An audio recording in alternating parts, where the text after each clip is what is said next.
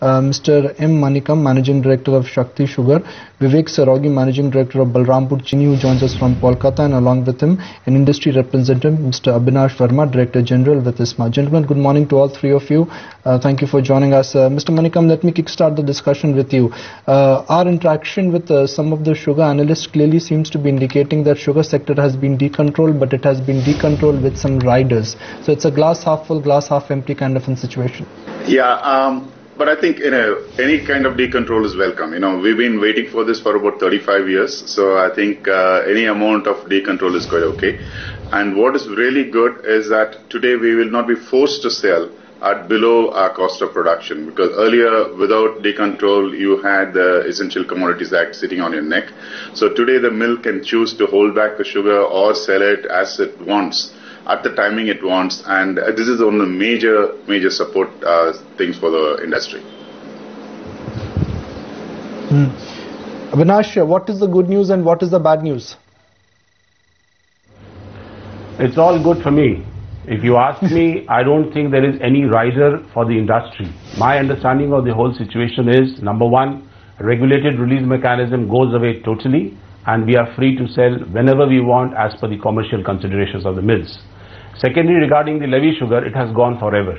It is not going to come back after 2 years, as some of us have misunderstood. The 2 years rider or 2 years condition is only with regards to the central government's subsidy that will be given to the state governments. And the calculation of that subsidy, as per the decision of the cabinet yesterday, will be calculated at a maximum price of 32 rupees of sugar. So the central government is going to give a subsidy to the state governments for the next 2 years at 32 rupees minus 13 rupees 50 paisa issue price.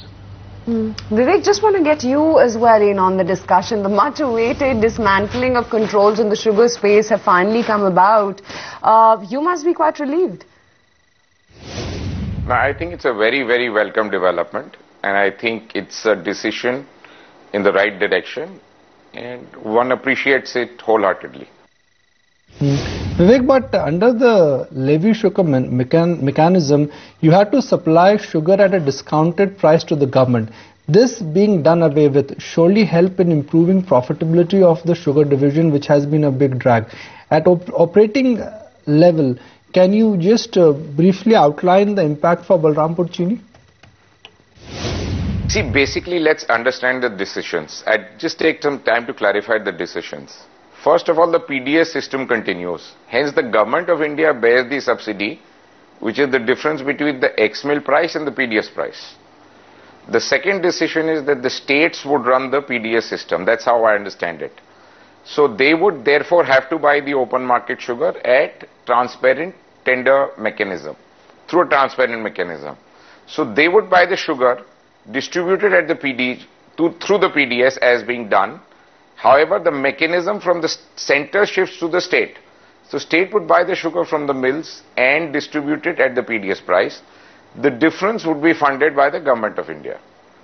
The third decision, as I understand, is that release mechanism is also being done away with, which was part of the... So basically, it's the end product, which is the sugar. It has been completely deregulated. Mr. Manikam, at the EPS levels, what would be the incremental move for you post the decontrol? So we are calculating roughly about a rupee plus, let's say, because of the levy decision alone. That should give us about 25 crores, EPS about roughly 8 to 9 rupees there. And also the fact that the release mechanism is gone is that I will not be forced to sell at 30 rupees if I feel, my break-even is 34. So I will not be forced to sell at 30. So we could probably have a better realization also going forward. So I think the impact will be more than 10 to 15 rupees EPS for most of us. Avinash, the question mark is that what will happen to cane pricing? If cane pricing is not controlled, the benefits or full benefits will not kick in. Yes, certainly. That's a big concern for all of us, because the government did look at only the sugar side decontrol, and that was the recommendation of the Rangarajan committee also, that in the first phase, look at the sugar side decontrol. Now that the sugar side decontrol has happened, the next stage that the Rangarajan committee had recommended was look at the cane price, sugar price realization linkage. That is trying to rationalize the sugar cane pricing. And that we need to actually deliberate with the farmer leaders, we need to talk to the state governments, because we need to convince, and I think most of the farmers, except for a few in the northern part of the country, I believe the farmers in Maharashtra is in total support of a cane price, sugar price linkage. They did give a call almost about 7 to 8 months back. They have written to the Prime Minister of the country that they want the linkage formula. I believe that the Karnataka government is also moving towards a linkage formula. So we see that there is awareness, there is positive acceptance of a cane price, sugar price realization linkage. Now this kind of a formula is available all over the world, all the major sugar producing countries, and successfully implemented, everybody is benefiting, the farmers, the industry, the consumers. And this linkage will also reduce this huge cyclicality in the sugar cane and sugar production. Therefore, I believe in the next 6 to 8 months, we as ISMA will also go down to the state governments, meet farmer leaders, convince them on the whole benefit of this formula. Mr. Manikam, do you want to comment on sugar pricing, sugar cane pricing? See, sugarcane pricing again is a state subject today. It will continue to be state because you have millions of farmers and the government would be interested in looking at it. So we need to educate the state governments and we need to really go hand in hand with them day in and day out and discuss with the farmers as well, because the pressure comes from the farmers. So as long as we can make the farmers a little more reasonable in their outlook, I think we will be able to do it. In the South, by and large, we've been able to talk with the farmers and we've been able to represent to the government through the farmers, which has been really helpful. So I think this is something the industry will have to learn to get together with the farmers and lobby with the government. So it has to be not just the industry alone, it has to be farmers also in the long run. Vivek, how do you see this move actually impacting sugar prices at both retail as well as the wholesale level? See, they're one and the same thing. If wholesale goes up, retail goes up, wholesale comes down, retail comes down. So A, it's the same thing. B, let's understand that prices of any commodity are determined by demand and supply. So the fact that the PDS is not being taken by the government, it is still being distributed by the government. So the quantity of sugar in the country remains the same. The demand supply situation remains the same. Hence, to my mind, on the pricing level, this is a non-event. Demand supply will determine pricing.